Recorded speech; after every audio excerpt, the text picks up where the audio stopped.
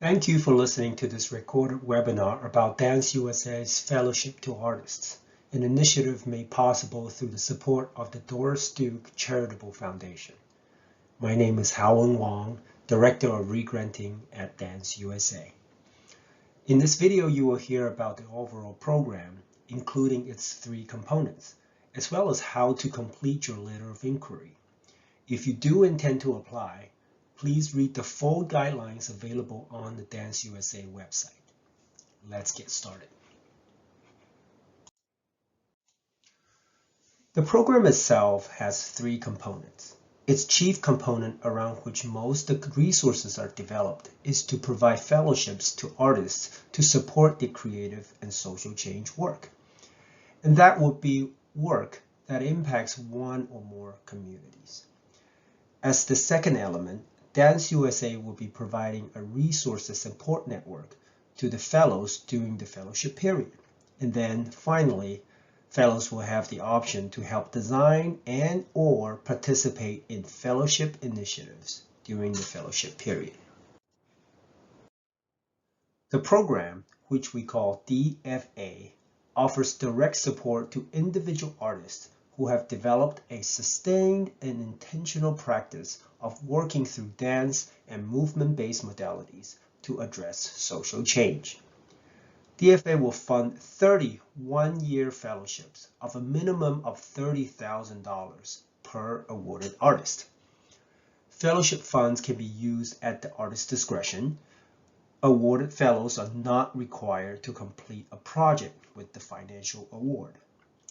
There will be some travel and or virtual event attendance requirements, and DFA will cover cost of travel and access.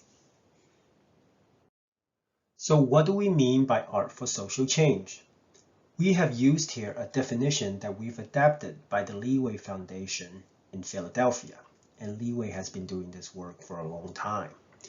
Art for social change is work that intentionally affects and engages communities in terms of the artist's practice. The notion of art for social change will be integral to their ideas and their goals and the way in which they conduct their practice of creating and sharing their art.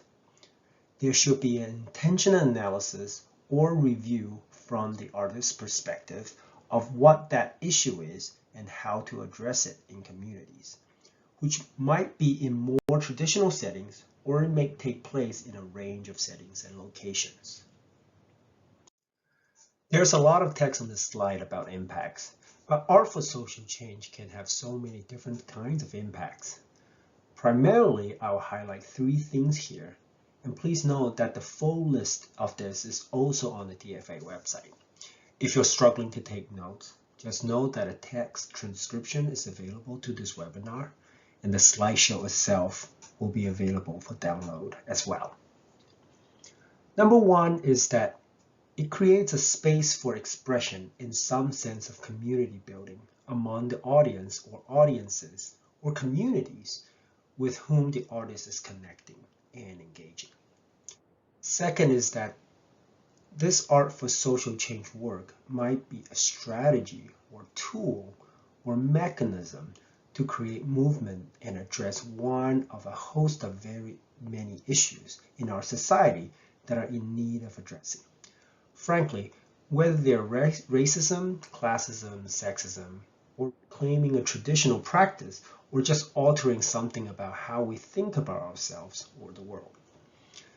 And this brings me to my third point about traditional practices, which is what we want to be clear that oftentimes the mere fact that culturally specific artists and culture bearers continue to work is in and of itself, challenging beliefs, shifting perceptions of power, and thus a form of social change. If you are looking for specific examples of artists that this program seeks to support, our recommendation is to take a look into the 31 artists that received the Fellowship Award in the first round cycle of this program. In addition, writers to create 11 articles to take an in-depth look about the background, practice, and vision of our first round fellows. You can find a list of artists at www.danceusa.org/DFA-fellows. That's www.danceusa.org/DFA-fellows. You can also find the 11 articles at www.danceusa.org/DFA article series. That's www.danceusa.org/DFA-article-series. In terms of the fellowship amounts, Dance USA will be offering 30 one-year fellowship of a minimum of $30,000 per awarded artist, with a total allocation of at least $1 million. Now, let's talk about eligibility to apply. First, you need to be a dance or movement-based artist based anywhere in the U.S., in its territories, and a U.S. citizen or a permanent resident. Your practice needs to be dedicated to directly and meaningfully addressing the needs of one or more communities, and your work with communities needs to demonstrate respectful, ethical, and committed relationship with communities with which your work is in dialogue. There are 3 elements here that we don't consider competitive in this program. The first will be artists whose practice mainly takes place in college environments because that artist is, say, a full-time college professor who creates work solely or almost solely on their students. The second will be artists whose work is not tied to social change. And the third, artists who like to explore a particular social justice issue or do some research for a new work that they're creating, but they don't have that prior experience with the community or who that issue directly affects. In this scenario, the artist would not be competitive.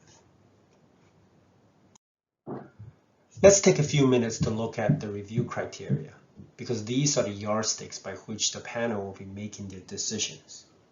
The criteria are commitment, clarity, cultural integrity, and disruption. The first thing the panel will be looking at is the level of commitment to a community.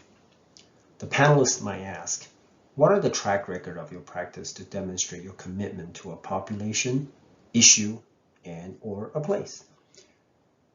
And to what degree do you show accountability for how your work contributes to change?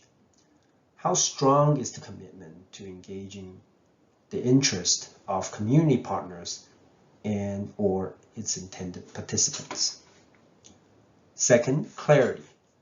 Panels will be looking to see the clarity of artistry and the articulation of how your work uplifts visions of justice, dismantles systems of repression, facilitates care and healing, or more.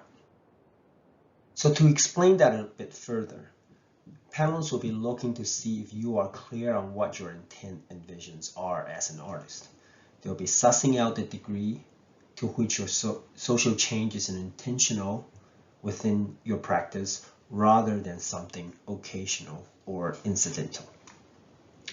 Third, in terms of cultural integrity, it's important that you demonstrate that your work with communities governed by ethical practice that shows awareness of power, privilege, and cultural context.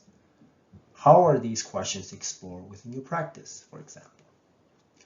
Fourth, how does your work questions norm, disrupts dominant culture, shifts perceptions of power dynamics, models new forms of actions, or more?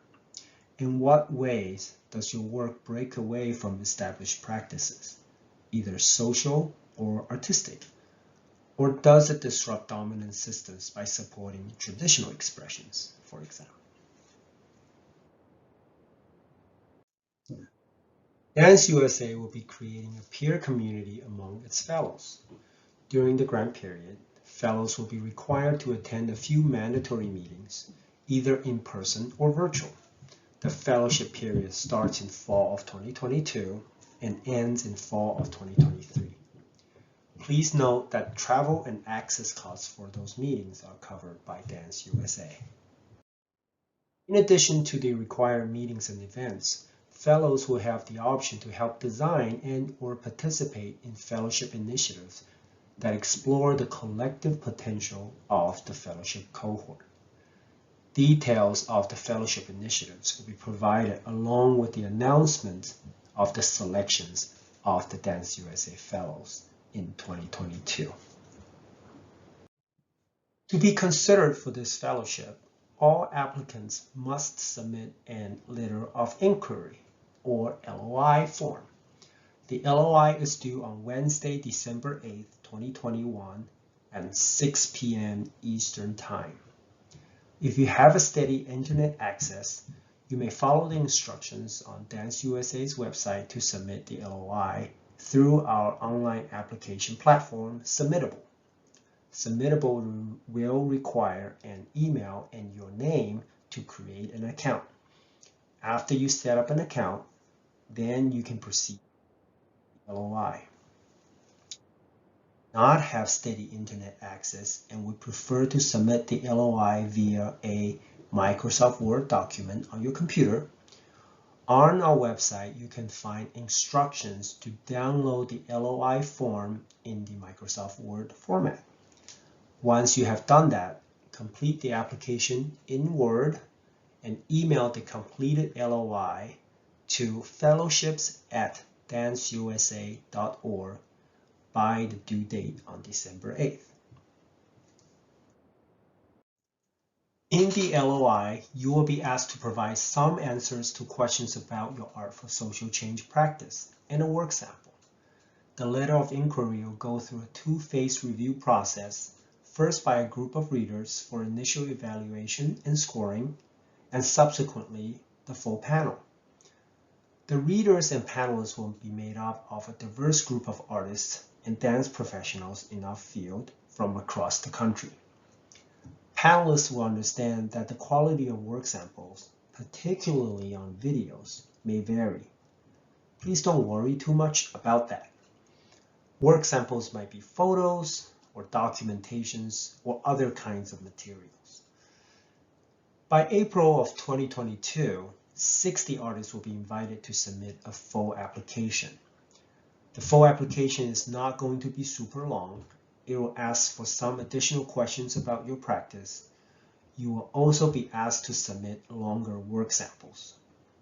Importantly, if you are one of 60 artists invited to submit the full application, you will be asked to provide reference letters of community members or community leaders whom can speak to your relationship to the community that your work takes place. And finally, you will be asked to submit a video statement about yourself, your community, and your practice. Artists do not need to complete a project as part of this fellowship, so you do not need to submit a budget. This is not project support, so no budget is necessary, neither in the letter of inquiry phase nor in the full application phase. Dance USA shares the belief that proposal writing should not be a barrier to artists accessing funding. With this in mind, we offer DFA applicants several options of support during the application period. The following options are open to all applicants. You don't need to be a Dance USA member to access these services. First, you can submit your narrative questions of the LOI or full applications in video or audio formats rather than a written one. Follow the instructions provided in the submission forms to submit the video or audio files.